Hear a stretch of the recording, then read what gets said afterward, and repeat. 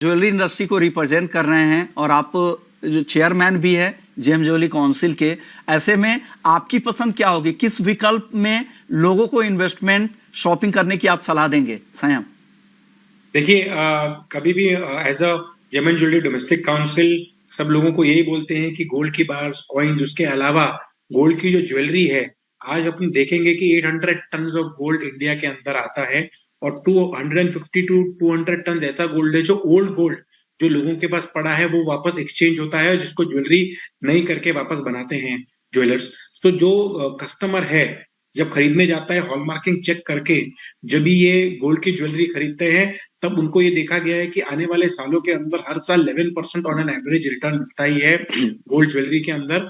और जो बाकी ट्रेडेड जो बाकी चीजें हैं इसके अंदर, जैसे कि गोल्ड कॉइन्स हो गए, बार्स हो गए, उनको बाय करने के बाद भी आने वाले टाइम के अंदर उसको ज्वेलरी के अंदर एक्सचेंज किया जा सकता है। सॉवरेन गोल्ड बॉन्ड जो है 2.5%, ये बहुत ही ज्यादा बेनिफिशियल है। सिस्टमैटिक इन्वेस्टमेंट प्लान के हिसाब से आप इसको सिस्टमैटिक तरीके से बाइंग कर सकते हैं। कैपिटल गेन टैक्स इसके अंदर नहीं है। इसके अंदर गोल्ड का प्रॉफिट्स अच्छे मिलते हैं, जो 20-25%, 30% का अभी जो आने वाले 6 महीने के अंदर जो हमको प्रॉफिट्स मिले हैं गोल्ड के अंदर, वो इसके अंदर ही मिलते हैं। और इसके साथ साथ इंटरेस्ट फैक्टर भी मिलता है। ईटीएफ का अच्छा था, डिजिटल गोल्ड है, 0.5 ग्राम, 1 ग्राम ऐसे करके बाइंग भी हो सकती है उसके अंदर, डिजिटल गोल्ड के अंदर।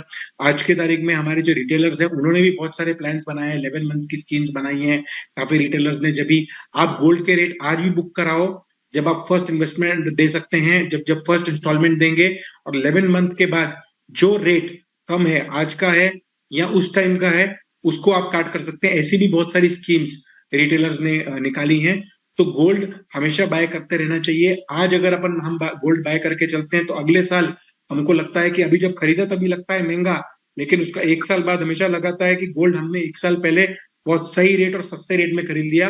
डिफरेंट हाउस वाइफ्स के लिए एक्चुअल गोल्ड है, इन्वेस्टमेंट्स के लिए अलग इंस्टीट्यूट्स हैं, अपना ये गोल्ड बार्स हो गए, गोल्ड कॉइन्स हो गए, और बाकी जो स्पेकुलेट कर रहे हैं एमसीएक्स का जो सिस्टम बैठा हुआ है उसके अंदर फॉरवर्ड ट्रेडिंग के अंदर फ्यूचर्स, पुट, कॉल ऑप्शंस, ये भी सब चीजें हैं जो इसके अंदर उपलब्ध हैं।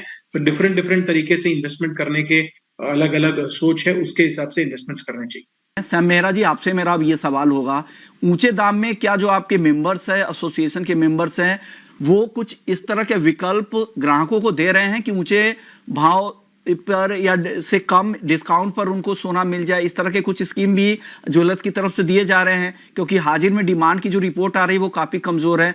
तो अक्षय तृतीया को लेकर इस तरह की कुछ तैयारी ज्वेलर्स की है क्या? देखिए, गोल्ड की जो अप्रैल के अंदर जो सेल्स थी वो लास्ट ईयर से 15 to 20% अभी डाउन है as per the volumes. And अगर वैल्यू देखेंगे तो लास्ट ईयर से के मुकाबले में सेम है या 3 to 4% ज्यादा ही दिखेगी आपको।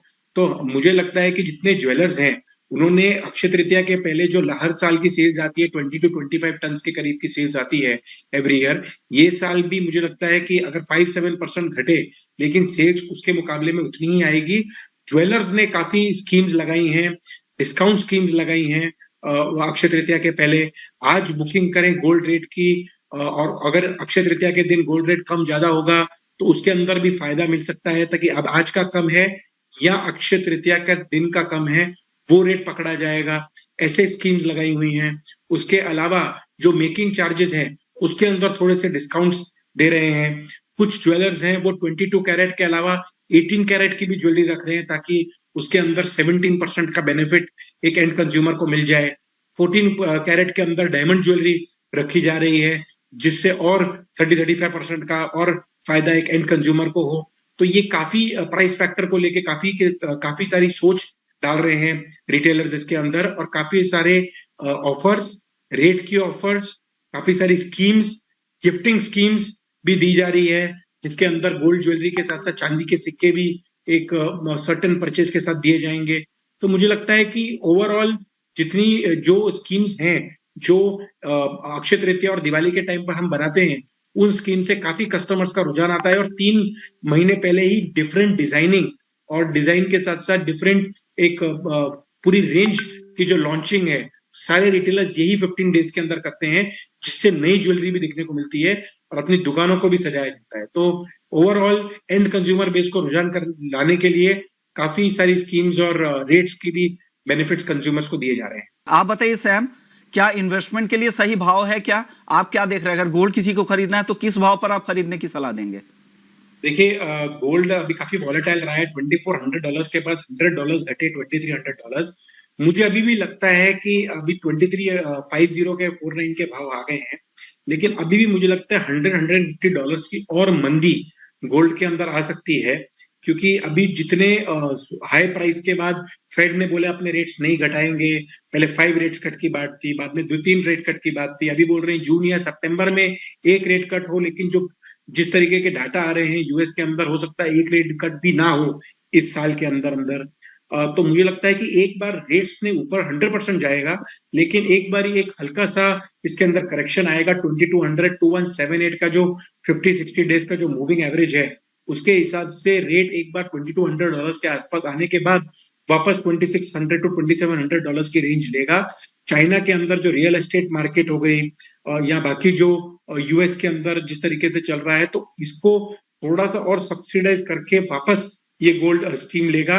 जो नीचे के भाव गोल्ड का बेस है वो 68 to 69,000 के आसपास एक बेस बन गया है, और 75 से लेके 77,000 के रेट्स आपको इस ईयर के एंड के अंदर दिख सकते हैं। अगर लॉन्ग टर्म आज खरीद के भूल जाना है या खरीद के लॉन्ग टर्म इन्वेस्टमेंट के रूप से देखना है, तो 75-77 आज भी खरीद के खत्म करके अपनी बाइंग परचेज पूरी कर लें।